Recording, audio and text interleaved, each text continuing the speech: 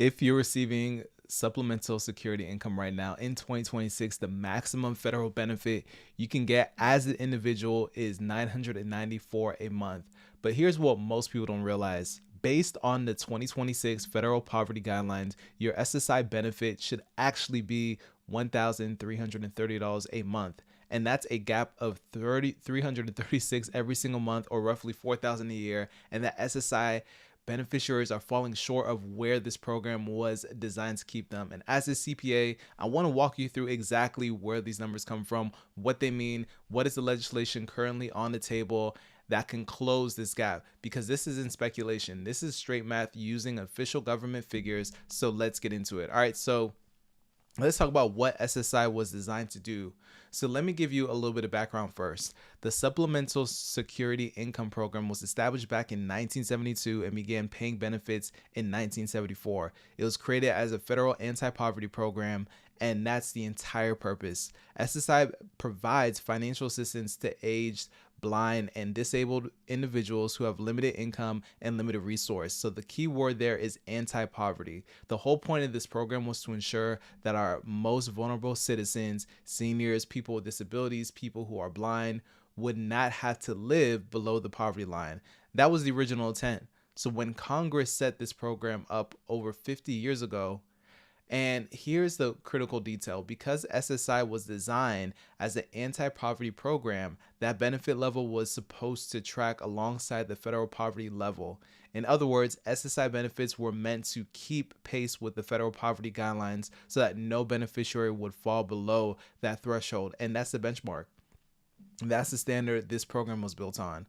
But as we're about to see, that's not what's happening today, not even close. So let's talk about the 2026 federal poverty guidelines. So every year, the Department of Health and Human Services publishes updated federal poverty guidelines. These guidelines are used across dozens of federal and state programs to determine eligibility, programs like Medicaid, SNAP, and many others. So on January 13, 2026, HHS published the new poverty guidelines for 2026.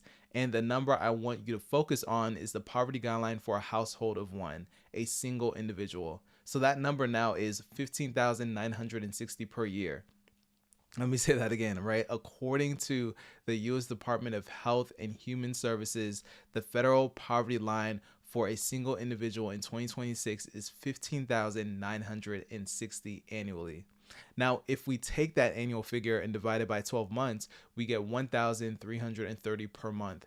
And that's what it takes, according to the federal government's own guidelines, to be at the poverty line. Not above it, not comfortable, just above the poverty line. So for a household of two, such as married couple, the 2026 poverty guideline is 21,640 per year, or 1,803 per month. These numbers are published directly by HHS based on Census Bureau poverty thresholds, adjusted for inflation using the Consumer Price Index. So this is not my opinion. This is not a projection. These are the numbers officially coming from the government for 2026.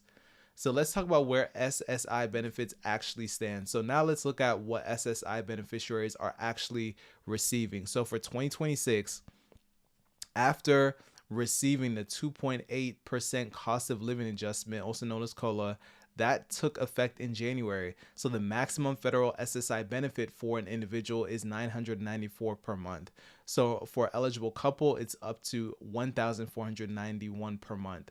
So according to the Social Security Administration, increased SSI payments went out to approximately 7.5 million recipients beginning December 31st, 2025. So let's do the math. If you're an individual receiving the maximum SSI benefit of $994 a month, that comes out to about $11,928 per year. The federal poverty guideline for a single person is $15,960 per year.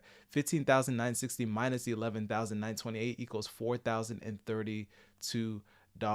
So on a monthly basis, that's $336 per month that SSI beneficiaries are falling short. So to put it another way, the maximum SSI benefit represents only 74% of federal poverty level. So a program that was specifically created to keep people out of poverty by its own government measures are leaving beneficiaries roughly 26% below the poverty threshold. And keep in mind that $994 is the maximum. and many SSI recipients receive less than that based on their income, living situation, and other factors. So for a significant number of people, that gap is even larger. All right, so let's talk about how did we get here. So the most obvious question is, how did this happen? How did a program designed to keep people at or above the poverty line end up leaving them thousands of dollars below it? And the answer comes down to three key factors. First, inadequate cost of living adjustments. So SSI benefits are adjusted each year based on the Consumer Price Index for urban wage earners and clerical workers, or SPIW. While these adjustments are meant to keep pace with inflation, many economists and advocates have argued that SPIW doesn't accurately reflect the spending patterns of seniors and people with disabilities, particularly when it comes to healthcare and housing costs, which have risen faster than generational inflation. Second, the compounding effect over time. So when your annual adjustment doesn't fully keep up with the real world price increases, that shortfall doesn't just affect one year, it actually compounds year after year. So a small gap in year 1 becomes a larger gap in year 5, and even a larger gap in year 20. So over more than 50 years, this compounding effect has created substantial discrepancies that we see today. Third, we have Congress has not simply acted to realign SSI benefits with the poverty line. So the program's core benefit structure and many of its eligibility rules haven't been meaningfully updated since 1970. So asset limits, income disregards, and the benefit rate itself has been lagged behind economic reality. So when you combine all these three factors, insufficient COLAs, decades of compounding, congressional inaction, you end up exactly where we are today. So $336 per month gap between what SSI pays and what the government says its bare minimum is to not be in poverty. So let's now go ahead and discuss the SSI Restoration Act. So this is a legislation that has been introduced to address this. It's called the SSI Restoration Act. And this bill has been introduced in various forms over the past several congressional sessions. It was mostly reintroduced and most recently introduced in House in 2024 during the 118th Congress. The related SSI savings penalty elimination has been introduced in the current 119th Congress. And I want to be very clear and transparent with you. As of right now, the SSI Restoration Act has not been passed into law. It has not been proposed. It has supporters, but it has not been enacted. So that said, let me walk you through what it would do if it was passed, because the provisions are significant. The centerpiece provision is raising the SSI benefit rate to at least 100% of the federal poverty line and then indexing it annually to keep up with the inflation going forward. So for an individual, that would mean going from $994 a month to $1,330 a month. So that's a $336 per month increase that we've been discussing. Beyond that benefit increase, the bill would also update the asset limit. So right now, an SSI recipient can have no more than 2,000 in countable resources, and that limit has not been updated since 1989, so over 35 years ago. So the SSI Act would have raised that to 10,000 for an individual and 20,000 for a couple, and then index those limits to inflation going forward. So it would also update the income disregards, which haven't been changed since the program in 1972. So under the current rule, SSI recipients could only receive $65 a month from work before their benefits start getting reduced. The bill would significantly increase that threshold. Additionally, it's going to eliminate the marriage penalty under the current rules. So when two SSI recipients get married, their combined benefit is less than what they would have received as individuals. So the bill would set the couple rate at double the individual rate. So it would eliminate penalties for receiving in-kind support from friends and family, things like family members letting you stay with them or buying your own groceries. Under the current rules, that kind of help can actually reduce your SSI benefit. So let's talk about the Social Security Fairness Act. All right. So now I think it's actually worth noting this because it's going to be really important to understand and actually see what Congress has done to be able to take action on this recently. So the Social Security Fairness Act was signed into law in January 5th, 2025. That law eliminated the windfall elimination provision and the government pension offset, two provisions that had been reducing Social Security benefits for public sector workers like teachers, firefighters, police officers who have had pensions from work not covered by Social Security. So the Social Security Administration completed sending over 3.1 billion payments totaling 17 billion to eligible beneficiaries, and they finished 5 months ahead of schedule. So the Congressional Budget Office estimated an average of roughly monthly benefits of about 360 for those affected by the windfall elimination provision. So we have a recent example of Congress passing a major piece of legislation that could significantly increase benefits for millions of people. The SSI Restoration Act would affect approximately 7.5 million people, even more than the Fairness Act. So if Congress was able to act for one group of beneficiaries, the question becomes, why not for SSI recipients as well?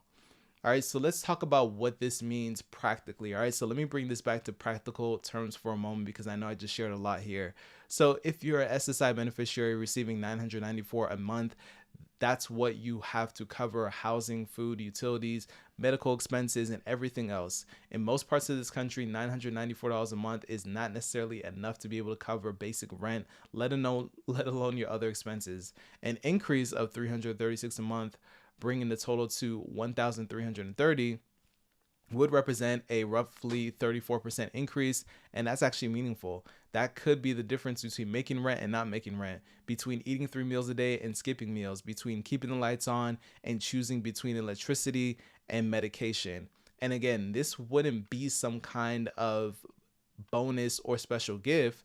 This will simply be bringing SSI benefits to where they were always supposed to be, at the federal poverty line. And I also want to address something I know a lot of SSI beneficiaries deal with, which is the fear of doing anything that might jeopardize your benefits. So under the current program rules, if you try to work, if you try to save a little bit of money, if you accept help from a family member, you risk losing your benefits. And that creates a situation where people feel trapped. They're afraid to improve their situation because the system penalizes them for trying.